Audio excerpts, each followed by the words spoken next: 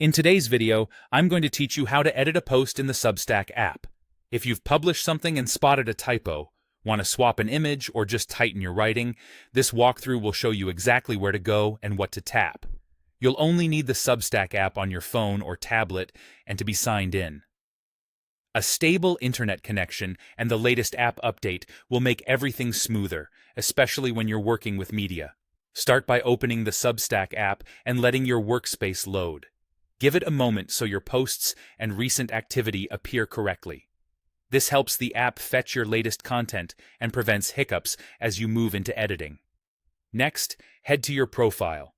This is the hub that organizes your work in one place, making it the fastest route to the post you want. You'll find your profile from the main navigation. Tap it to open your personal feed of posts, including recent publications and older entries. Now, scroll through your posts to choose the one you want to edit. You'll see titles, dates, and often a preview line or thumbnail image. Pause for a second to confirm you've got the right piece, especially if you cover similar themes frequently. Taking that quick moment saves you from making changes to the wrong post.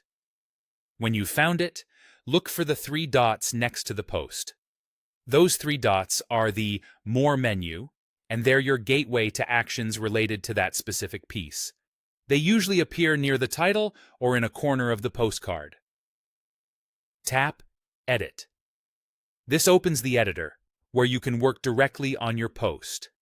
Nothing is committed until you're satisfied, so you can take your time and move through the content carefully. From here, edit the text, add new sections, or refine your structure for clarity. Fix spelling and punctuation, break up long paragraphs, and strengthen your intro and conclusion. Use headings and emphasis thoughtfully to make key ideas stand out, and add links where they genuinely help the reader understand more. You can also add or replace images.